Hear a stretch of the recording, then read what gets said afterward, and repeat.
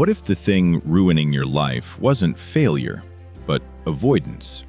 Think about it. What would happen if for the next 30 days you faced every fear you've been running from, the conversation you've been avoiding, the opportunity you're afraid to pursue, the risk you've been postponing, the truth you've been refusing to confront? Most people never find out, because most people spend their lives negotiating with fear, and fear always asks for the same thing: tomorrow. Tomorrow you'll start. Tomorrow you'll speak up. Tomorrow you'll take the chance. Tomorrow you'll become the person you want to be. But tomorrow has destroyed more dreams than failure ever could.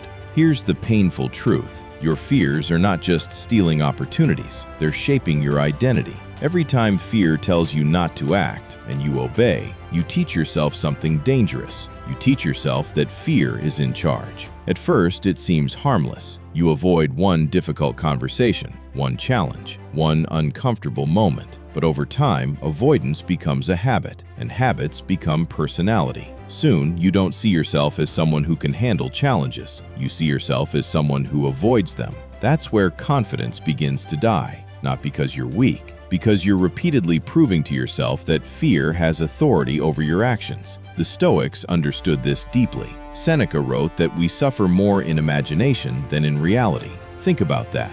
Most of the pain you fear never actually happens. The rejection, the embarrassment, the failure, the judgment. Your mind creates a disaster far larger than reality ever delivers. And yet that imaginary disaster controls millions of lives. Now imagine something different. Imagine that tomorrow you decide to stop obeying fear. Not forever, just for 1 month. What happens? At first, nothing feels magical. In fact, it feels worse. Your heart races, your palms sweat, your mind searches for excuses. That's because fear hates losing control. But then something interesting happens. You survive. The conversation doesn't kill you. The rejection doesn't destroy you. The mistake doesn't end your life. And suddenly, fear starts looking smaller. Not because it changed, because you changed. Marcus Aurelius understood this. He knew courage wasn't the absence of fear. It was action despite fear. Anyone can act when they feel confident. The extraordinary act when they don't.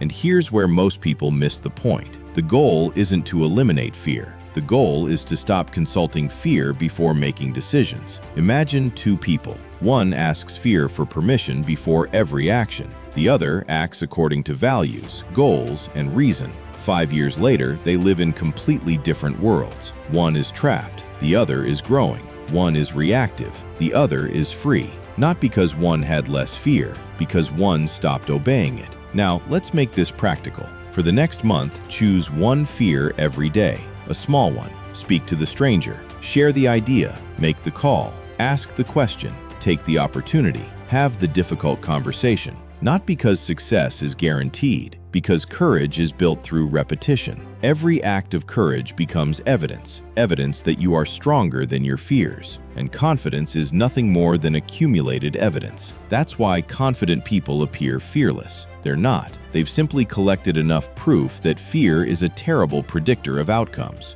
Here's the transformation nobody talks about. The moment you repeatedly face your fears, your identity begins to shift. You stop seeing yourself as someone who avoids discomfort. You become someone who moves toward it. People notice. You speak differently, walk differently, carry yourself differently. Not because you're pretending, because you've earned a new self-image. One courageous action at a time. And after 30 days, the biggest change won't be in your circumstances. It will be in your relationship with yourself. You'll trust yourself more, respect yourself more, believe in yourself more, because you'll know something most people never discover. Fear was never the prison. Obedience to fear was. So what would happen if you faced your fears for a month? You'd probably discover that the monster you've been running from was never as powerful as the person capable of confronting it. And that realization can change the rest of your life.